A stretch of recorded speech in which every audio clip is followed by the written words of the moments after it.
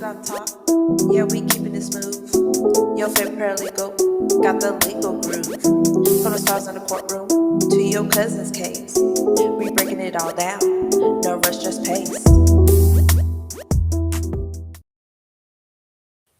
Hey, it's your girl, your favorite paralegal, aka Cassandra Lynn, and welcome to Legal Doc Talk 24/7.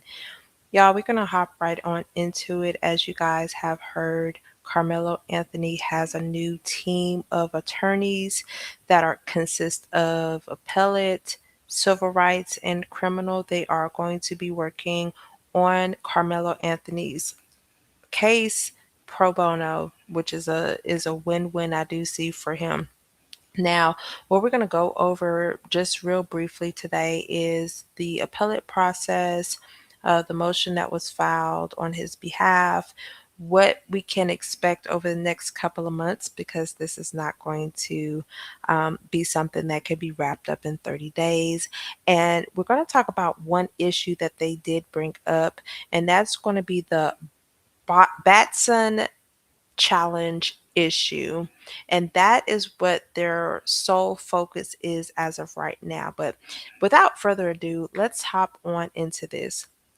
So, if you have watched my previous videos regarding the Carmelo Anthony case, I did mention briefly as to what the appeals process is.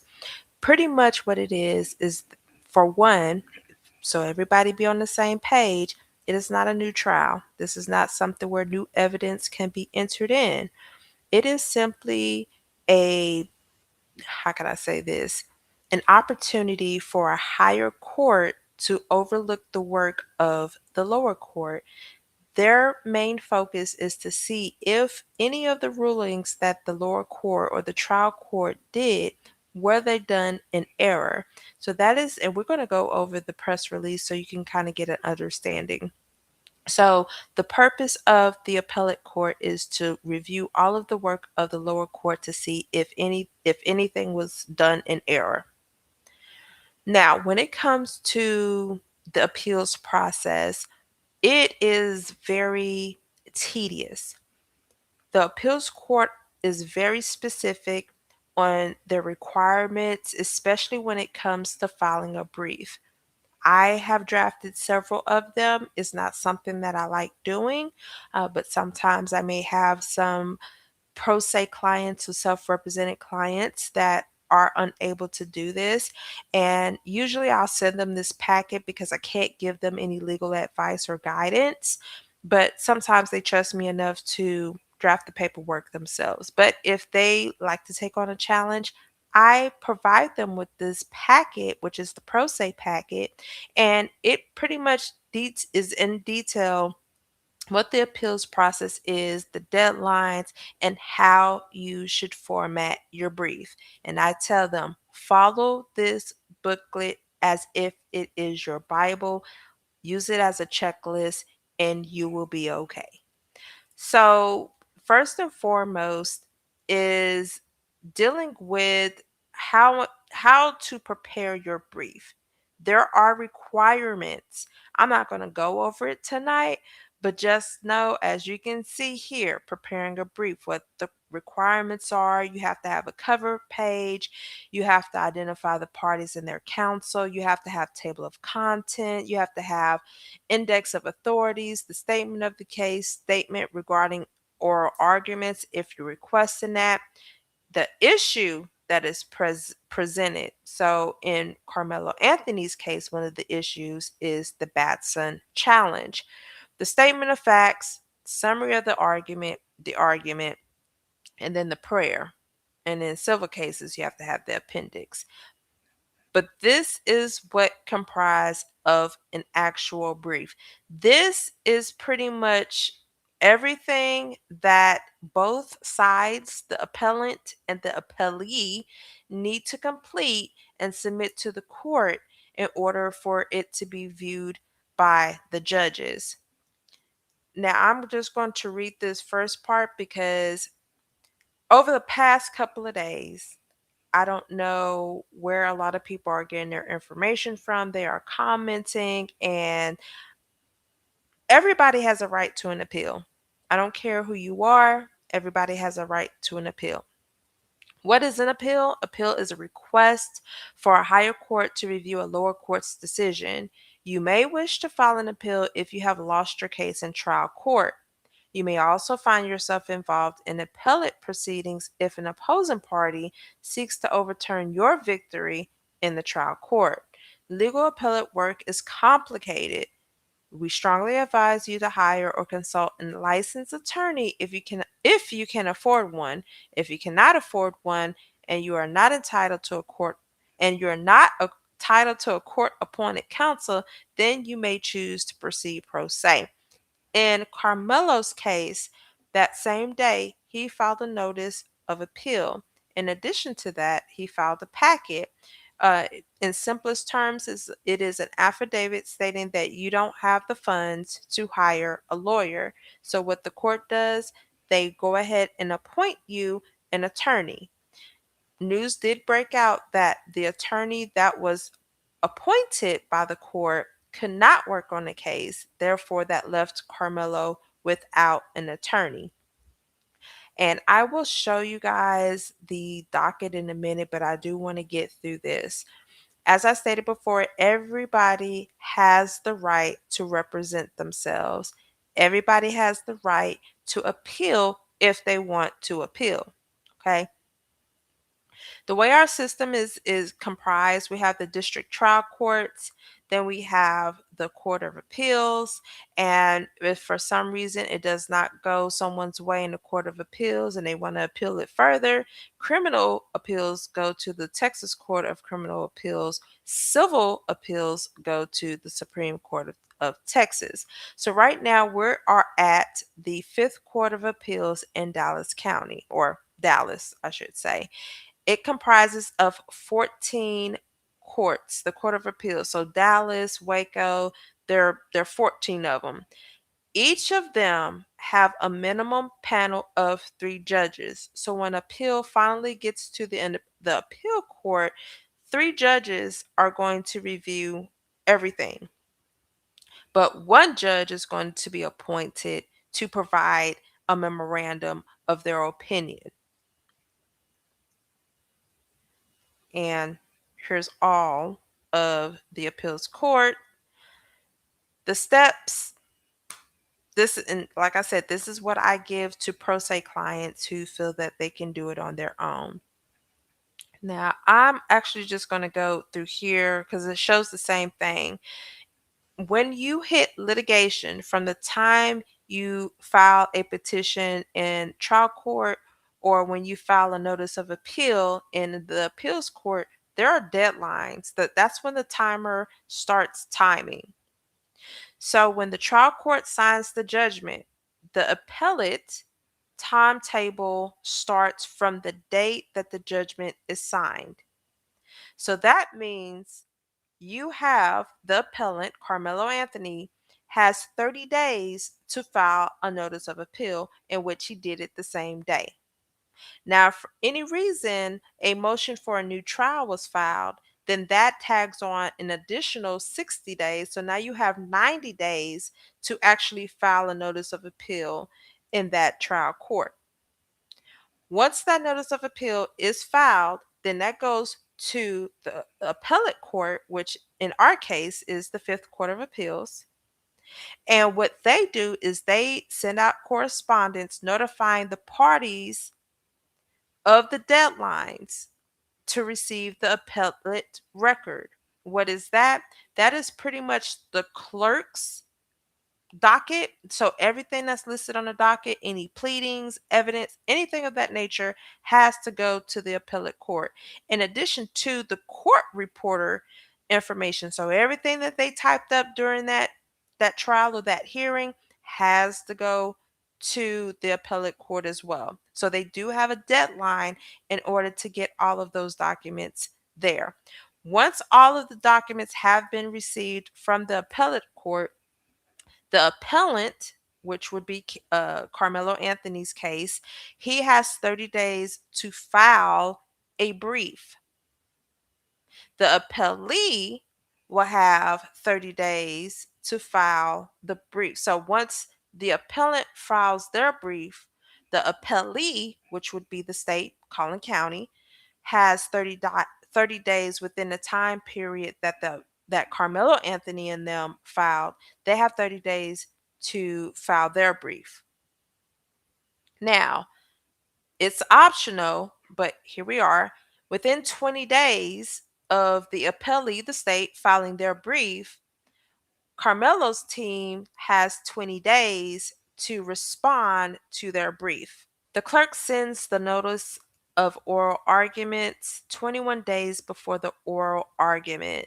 So, in the event that the appellant or the appellee files their brief and requests oral arguments, what happens is 21 days before the oral argument, that's when the clerk sends the notice. The oral arguments take place, the appellate court renders judgment and issues an opinion. If for some reason the appellant or the appellee does not like what the judges came up with, then they can file a motion for a rehearing, and that has to be done within 15 days of the appellate court's judgment. Now, back to this part, the issuing of the opinion. As I stated before, the minimum for that panel is 3 judges, but only one judge. They're going to appoint one judge to write the opinion in a form of a memorandum. And it's not going to take 3 months, 2 months, 1 month, 30 days. This is a process, as you guys can see. Okay, so once the motion for rehearing has gone out, the appellate court rules on that motion, and then the appellate court enters the final judgment. So that is the process in which the appeals work. He got together with a group of attorneys that said, okay, we're going to take your case pro bono. He's doing it for free. As we saw in the court docket, and I can go to the last entry so you guys can actually see. So here is where he filed the appeals, the notice of appeals with the Court of Appeals. That information is then sent to the Fifth Court of Appeals and it's posted on their docket. He also submitted the indigent packet stating that he did not have the funds to obtain an attorney. An attorney was appointed for him because he was found eligible. This is the law firm that, well, the individual that, well, I think it is because Bracamonte, I believe that I'm saying that properly. They're based out of Rockwall. But for some reason, they advise that they will not be able to handle it. And it could be for a number of reasons. I know everybody's going to speculate, but it could be that that particular um, firm does not handle appeals. And plus, if you are going to appeal something, you want to ensure that you get an attorney that actually know the appeals process. I learned a long time ago that you have different type of attorneys. You got attorneys that are just litigators, then you got attorneys that are actually good in the trial room and a good litigator, and then beyond that, you have what's called the appeal. So you definitely want an attorney that can handle appeals. So these group of attorneys consist of appellate, consist of criminal law, and consist of civil rights. So that is a good team to work on this case.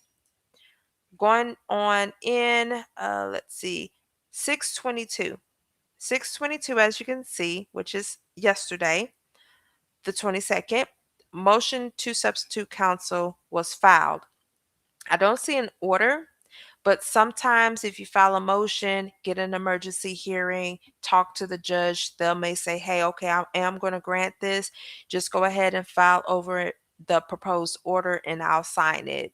And that is where we are today with the dream team for Carmelo Anthony. I do want to go over the press release that was sent out today. And shout out to, I believe this is Griot, the Griot. And the press release reads, the new legal team files substitution of counsel to pursue appeal for Carmelo Anthony. And the reason that they had to file a motion to substitute is because there was already an attorney on the case. Whether it was court appointed or hired, you still have to sub in. That's just like, you wrestling. When you're ready to go in the ring, the other person got to slap your hand and then, tag you and you're it. And you go in the ring and do what you do. That's what they did here. It went from one attorney to another attorney.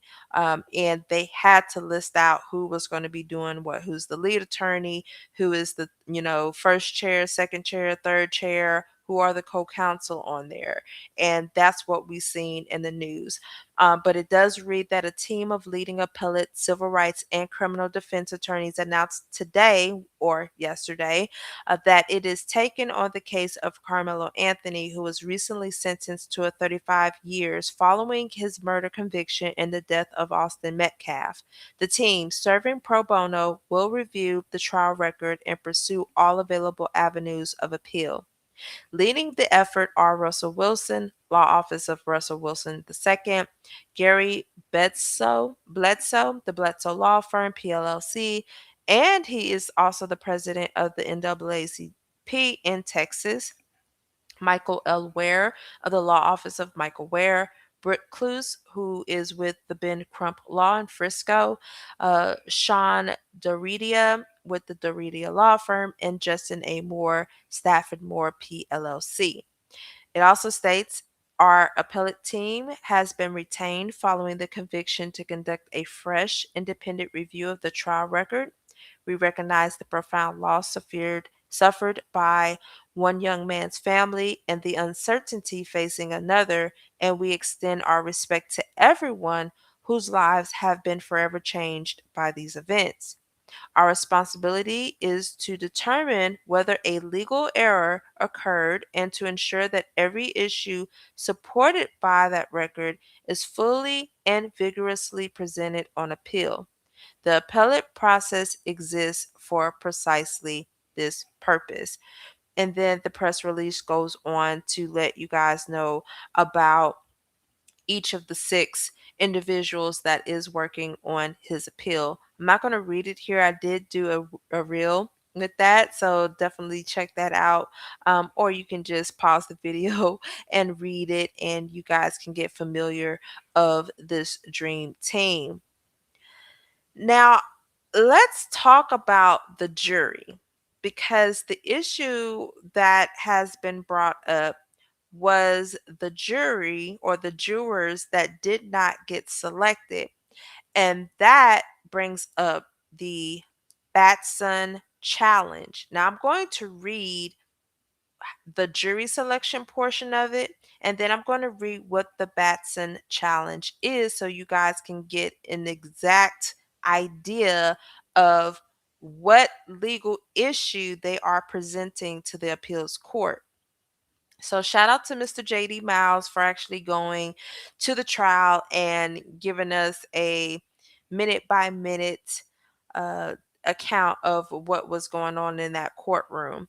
So this starts on, let's see, this starts on the 3rd. Okay, I don't know exactly. I'm just going to kind of read from the bottom up.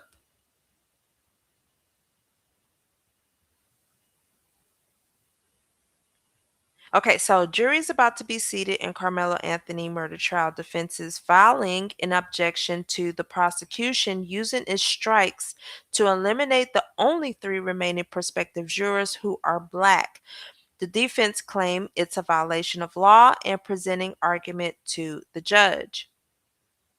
100% of the African American jurors who were qualified to serve have been dismissed by the prosecution. Prosecution argues that they thought one of them was Middle Eastern and that the circumstances surrounding the crime were race neutral and should not require a panel of diversity among jurors. The judge has overruled the defense objections to the exclusion of blacks on the Carmelo Anthony jury. 12 jurors and 6 alternates have been selected. We do not know the makeup of the jury yet. Opening statements are scheduled for tomorrow morning. And then it says the prosecution argued that the 3 black prospective jurors work as educators and they were dismissed for that reason because their jobs were too connected to the circumstances of this crime. Opening statements are scheduled for 9, and that's when we will also get a first look at the makeup of the jury. Now, I'm going to go up, and here it says jury has entered the courtroom for the Carmelo Anthony murder trial. If the 18, oh, I think he meant to say of the 18 jurors and alternates, there are 10 women and 8 men. It's a mix of ethnicities: white, Middle Eastern, and Southeast Asian. No black jurors, as we reported yesterday, to the objection of the defense. Okay? And the rest reads the opening statement. So we got an idea. So the jury was made up of Southeast Asian, Middle Eastern, and white. No black juries because they said they thought one was Middle Eastern, but two, they said because they were educators that they were too connected to the case.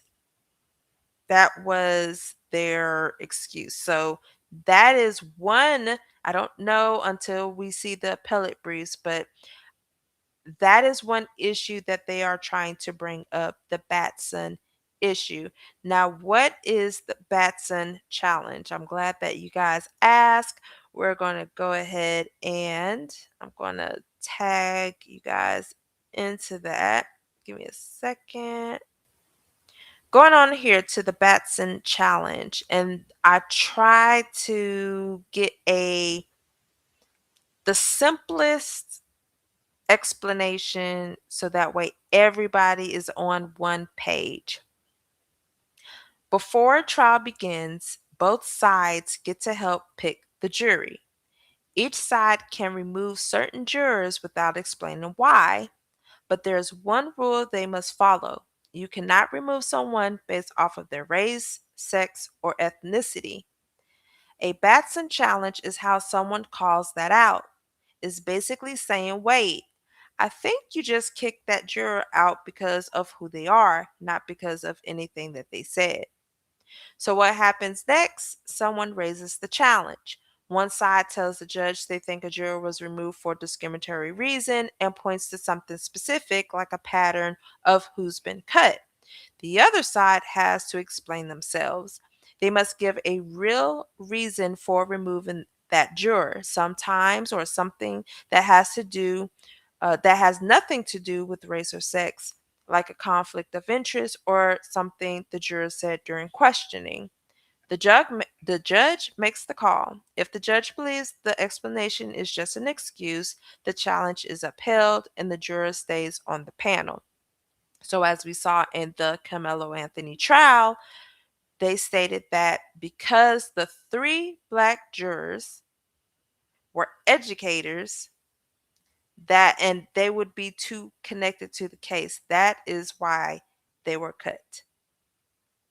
Now, where did the Batson challenge come from? It came from the U.S. Supreme Court. It's a case, Batson versus Kentucky, 1986. It was later expanded to cover sex based strikes as well.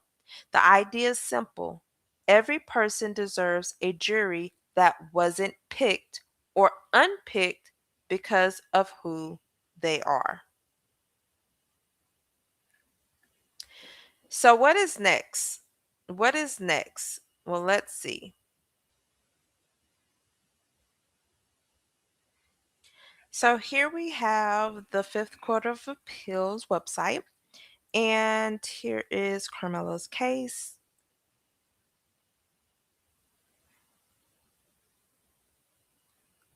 So let me go into that. Okay, So here is his case. Everybody can see. So here's the appellate briefs. So once they both sides submit their briefs, the briefs will be here.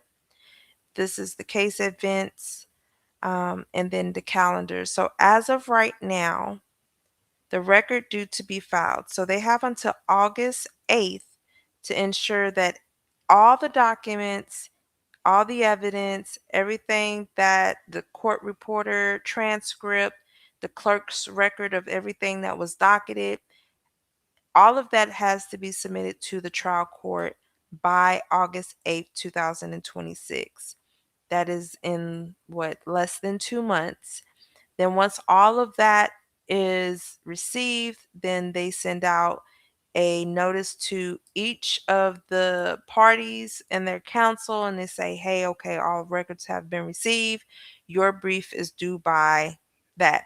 And usually they will have on this calendar when exactly each the appellant and the appellee when their briefs are due.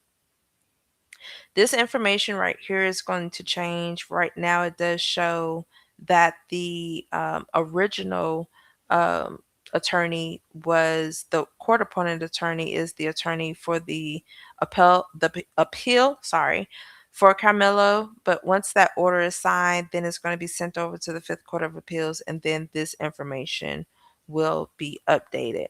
But as of right now, just like the steps that we went over, like I said, the notice of appeal is filed in court.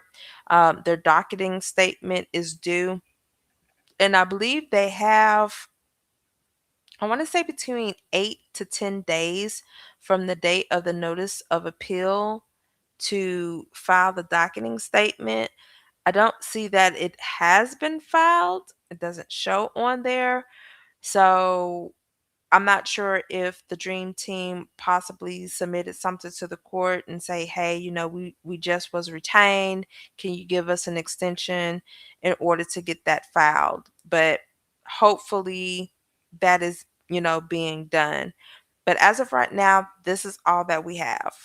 This is all that we have. The only thing that we are waiting on now is for all of the records to be submitted on or before August 8th, 2026, and then we can go ahead and move on to the briefs. So hopefully, we can see some action going after August. Now, I'm not saying August 9th or 10th, we're going to see a brief, because mind you, they have within 30 days to, once all the records have been submitted to the Fifth Court of Appeals, the appellant, the Dream Team, Carmelo's team, have 30 days from that date to file their brief. If they need more time, then they will have to file a motion for an extension of time. It's not going to be something that's not even going to be done in a month. I tell you this. If he has 6 people on his team, they have to ensure that they have all of the case law, because if they're going to bring up the Batson challenge, they're going to have to find cases that dealt with the Batson challenge in order to prove up their case. Then once they turn their brief in, the state has within 30 days to file their brief. And if they need some more time, they'll file a motion for extension. So hopefully y'all see that. So we probably won't see no movement until the end of the year, possibly the beginning of January, when it comes to these briefs. And I'm just going to be honest with you, because if August is the deadline, then August 8th, that puts that, September. And let's say that they file a motion to extend, that could possibly be another 30 days to October, and then November, December. Yeah. So by the end of this year, we will possibly see some briefs being submitted. And I said some, just really the appellant brief and the appellee brief. So that is it. If you guys have any questions about this, now I'm not no attorney, but I am a paralegal with knowledge on appeals, drafting briefs, things of that nature. I do this for a living. But if you have any questions, feel free to put them in the comments below. But before I end this video, this is the website that I believe all of the information is going to be put on. The website is standwithkarmelo.com. Standwithkarmelo.com. So more than likely any updates that the supporters or anybody who is wanting updates on this case can go to this website to get the information. Right now, they just have this landing page. There's no information on it, but I would say go to the website, bookmark it so that way you can reference and go back to it when you need to. But that's the dream team. Y'all, please let me know what y'all think about the dream team. If you have any questions, put them in the comments below. Don't forget to like, share, and subscribe to my channel. Until then, I'm out. Bye.